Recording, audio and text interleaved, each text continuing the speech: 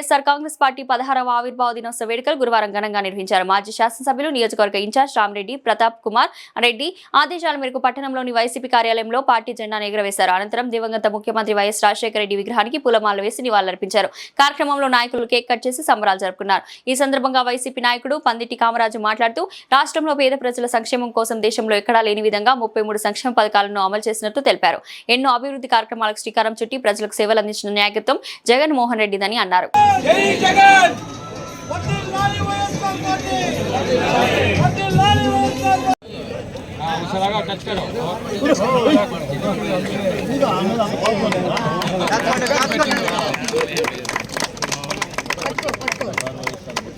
Happy birthday.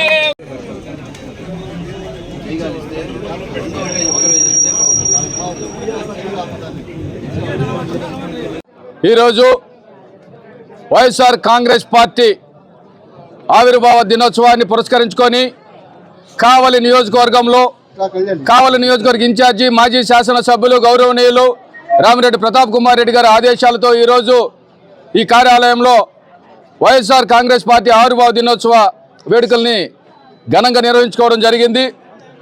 YSR Congress party పుట్టుకే పోరాటాలతో పుట్టిన పుట్టుక, అవమానాల మీద ఆత్మగౌరవం కోసం పుట్టిన party YSR Congress party.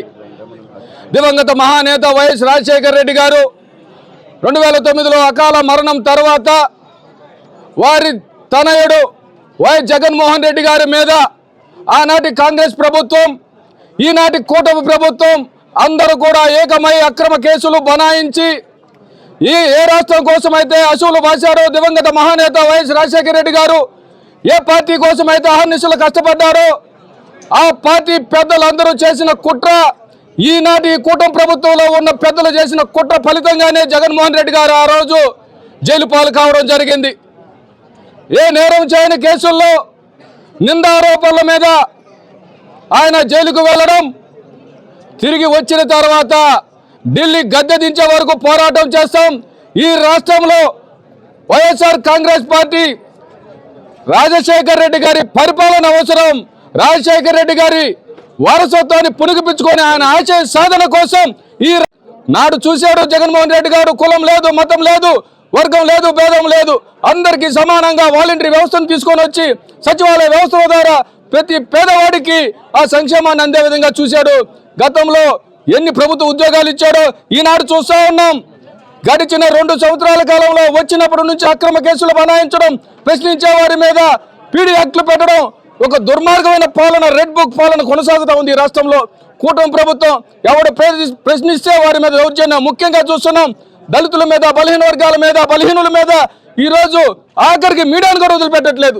Social media కార్యకర్తల మీద ఎంతో దుర్మార్గం అంటే ఒక పక్క సుప్రీంకోర్టు చెప్తా ఉంది, చట్టాలు ఉల్లంఘన చేస్తూ ఉన్నారు. అయినా ఇటువంటి దుర్మార్గ పాలన త్వరలో చరమగీతం పాడే అవకాశం ఉంది. దేవులను సైతం వదలని ఈ కూటమి ప్రభుత్వం ఈరోజు పేద ప్రజలందరినీ కూడా ఇబ్బందుల పాలు చేస్తూ సంక్షేమాన్ని తుంగలో దొక్కి, అభివృద్ధిని తుంగలో దొక్కి 2 సంవత్సరాల నుంచి చూస్తూ ఉన్నాం.